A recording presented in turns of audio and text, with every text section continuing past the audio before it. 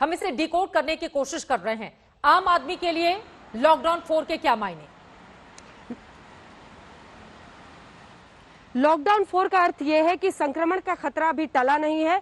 भारत सरकार ने यह तय किया है कि आने वाले वक्त में भी तमाम सख्ती बरती जाएगी और इसीलिए चित्रा, एक तरफ कुछ रियायतें जरूर दी गई हैं, लेकिन ये लोगों को मानना पड़ेगा कि अभी भी लॉकडाउन जारी है और इसीलिए जो आज की गाइडलाइंस है उनमें ये साफ जरूर किया गया है कि चाहे वो घरेलू उड़ान हो, अंतर्राष्ट्रीय उड़ान हो, ये सब बंद रहेगा। मॉल्स नहीं खुल रहे हैं, होटल या रेस्टोरेंट में भी जो इजाजत दी जा रही है वो टेक अवे ऑर्डर के लिए दी जा रही है, यानी सख्ती बरकरार है। और इसीलिए लोगों को अभी भी उन्हीं जो लॉकडाउन के नियम थे, जो लगभग लॉकडाउन 3 में थे, लॉकडाउन 2 में थे, उनके साथ आगे बढ़ना है।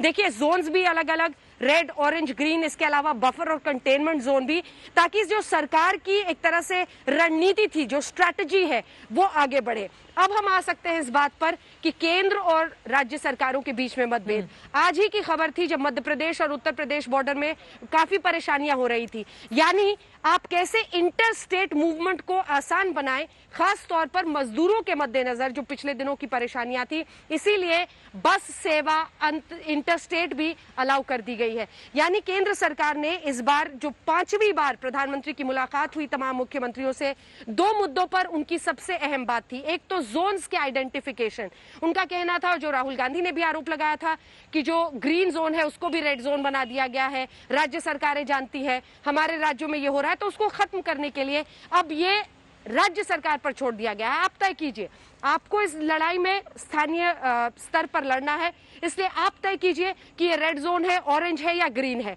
उसके बाद से कंटेनमेंट और बफर जोन्स को लेकर क्या आपकी स्ट्रैटेजी है, इसमें आप आगे बढ़िए। इंटरस्टेट बस मूवमेंट ये बता रहा है कि अगर अभी भी कोई दिक्कत है, अड़चने हैं, जहां पर एक राज्य से दूसरे राज्य में लोगों को जाने में दिक्कत हो रही है, तो उस बस सेवा की इजाजत। तो अब कम से कम इन 2 मुद्दों पर राज्य सरकारों को वो इजाजत दे दी गई है, या फिर आप कह सकते हैं स्वतंत्रता दे दी गई है कि वो ये तय करे कि उन्हें ये रणनीति कैसे आगे ले जानी है। लेकिन बड़े पैमाने पर मुझे लगता है सबसे पहले हमें दर्शकों को बताना चाहिए कि भारत सरकार ने इस गाइडलाइन के जरिए ये बता दिया है कि अभी भी हम संक्रमण के खिलाफ लड़ाई में लॉकडाउन 4 में सख्ती के साथ आगे बढ़ रहे हैं। कुछ रियायतें हैं शायद सिर्फ ये देखने के लिए कि क्या परिस्थितियां अब इतने दिन के बाद, 54 दिनों के बाद थोड़ी सी बदली है। लेकिन देखिए, हिंदुस्तान के लिए कितना बड़ा फैसला है ये।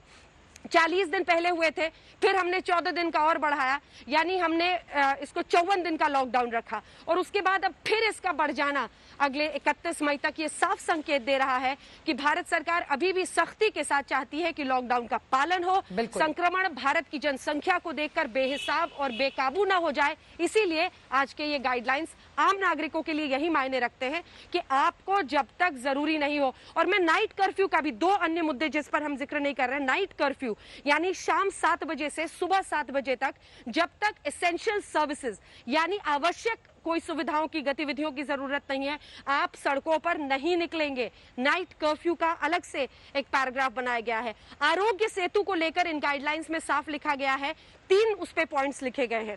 आरोग्य सेतु को जल्द इस बीमारी के संक्रमण की पहचान हो, उस रिस्क से आपको आगाह करता है, इसलिए महत्वपूर्ण कवच है।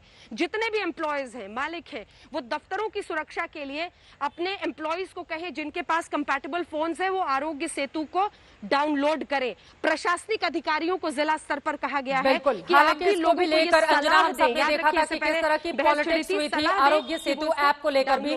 राहुल गांधी ने कई गंभीर आरोप केंद्र सरकार पर लगा दिए थे, लेकिन इन सब के बीच लॉकडाउन 4 का ऐलान हो चुका है और इन सब के बीच बड़ी खबर आ रही है, दिल्ली सरकार लॉकडाउन 4 को लेकर कल अपने फैसलों की जानकारी देगी। मंजीत नेगी हमारे सहयोगी और ज्यादा जानकारी के साथ जुड़ चुके हैं। मंजीत, अब अलग अलग राज्य सरकारों की ओर से यह बताना पड़ेगा कि आपने अपने राज्य के हित में किस तरह के कड़े और बड़े फैसले किए हैं, इसीलिए दिल्ली सरकार पहले एनालिसिस करेगी आज जो गाइडलाइंस जारी की गई हैं और फिर कल फैसलों के बारे में जानकारी दी जाएगी।